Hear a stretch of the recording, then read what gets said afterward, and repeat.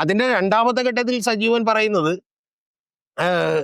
ഇത് അദ്ദേഹത്തിന് ഇപ്പോ വി ഡി സതീശനെ മാറ്റണമെന്നൊക്കെ അദ്ദേഹം പറഞ്ഞിട്ടുണ്ട്. പക്ഷെ വി ഡി സതീശനെ മാറ്റണമെന്ന് നിർബന്ധമൊന്നുമില്ല.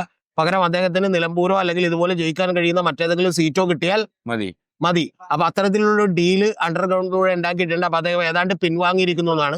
അതാണ് അദ്ദേഹം ഇപ്പൊ കൊട്ടിക്കലാശത്തിന് പോലും വരാത്തത് എന്ന് പറഞ്ഞാൽ അദ്ദേഹം എന്നെ സീരിയസ് ആയിട്ട് കണ്ടിട്ടില്ല എന്ന് പറയുന്ന മെസ്സേജാണ്. ഇത് പറയുമ്പോൾ സ്മൃതി പരുത്തിക്കാട്, ഞാൻ സ്മൃതി ഒരിക്കലും കുറ്റം പറയില്ല, കാരണം ഞാൻ അതിനുശേഷവും ഈ കാര്യം സ്മൃതിയോട് വിളിച്ച് സംസാരിച്ചതാണ്. അപ്പൊ സ്മൃതി പറഞ്ഞു ഞങ്ങൾ അങ്ങനെ ഒരിക്കലും ചെയ്യില്ല, നിങ്ങൾ ഫുള്ളായിട്ട് അത് കണ്ടിട്ടുണ്ടെങ്കിൽ മനസ്സിലാവും എന്നൊക്കെ എന്നോട് എന്ത് ചെയ്തു പറഞ്ഞിരുന്നു. പക്ഷെ സ്മൃതി അതിൽ പറയുന്നുണ്ടപ്പോ, കാരണം അദ്ദേഹം പക്ഷെ വോട്ട് ചോദിച്ചൊക്കെ നടക്കുന്നുണ്ടായിരുന്നു എന്നാണ് പറയുന്നത്.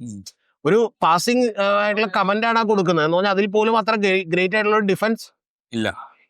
പ്രത്യേകിച്ചും ഈ ചർച്ചയിൽ പറ്റിയ ഏറ്റവും വലിയ കുഴപ്പം